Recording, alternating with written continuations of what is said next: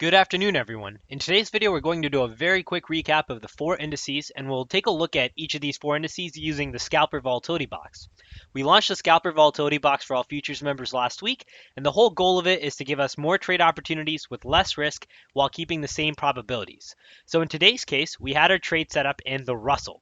So now if we take a look at the charts of the Russell, we start by drawing our first hour test, and we have our Scalper Volatility Box models plotted here, and all we're checking to see is whether or not we've breached either side's cyan entry lines.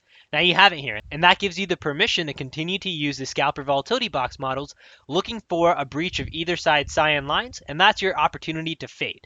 So now if we keep fast forwarding forward, in that next hour, we had price slam into our Scalper Volatility Box. We're then waiting for an edge signal, and you get three different edge signal opportunities along with the place to enter at the cyan line or better. Our stop is outside of the volatility box, in which you've given it at least 4.8 points of room, and we're looking for that same 4.8 points on the other side.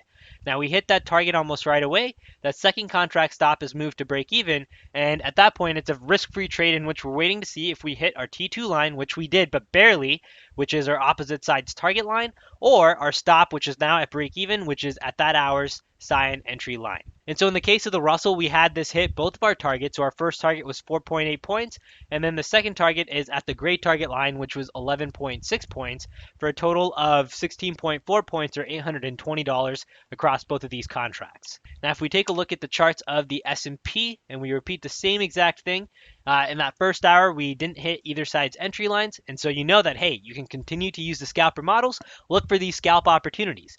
Now if we had hit, in the case of the S&P, that cyan line as well, and we got the edge signal, that would have been a valid short.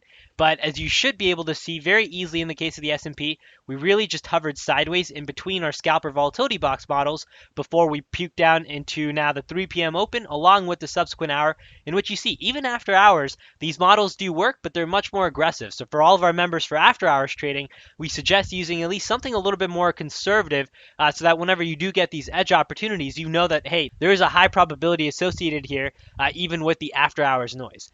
Now, if we move on over to the Dow, in the case of the Dow, what we should notice is something a little bit different, right? So now let's repeat that same first hour test in the Dow.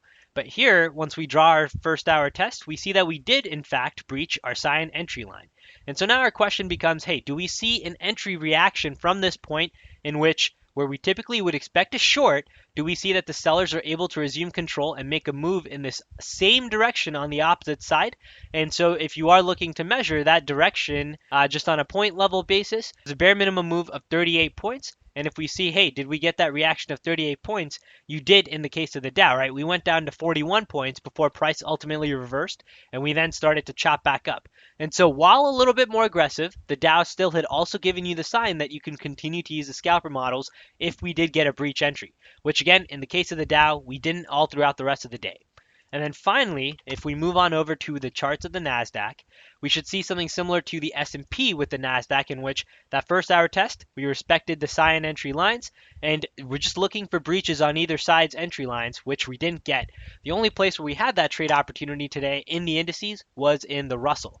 Now, patience paid off here, and the fact that we had an edge in one market, but that one market gave us an opportunity to strike, gave you both your T1 and T2 with really just very little heat, 16.4 points, and you're really just day done by 8 a.m. Pacific, assuming that you are trading just the indices. Now, of course, you can continue looking for breaches throughout the rest of the day, but it's nice to have a nice winner in the form of a Russell at an edge entry in which the trade works almost in a systematic, process-driven approach that we're used to with very little heat. All right, hope this video helped. For everyone who was able to take advantage of this Russell trade today, congratulations. That was a really nice winner with some really quick gains, and we'll look to repeat the same exact process tomorrow, the day after, and the rest of this week. All right, take care, good luck trading everyone, and we'll see you in the next update.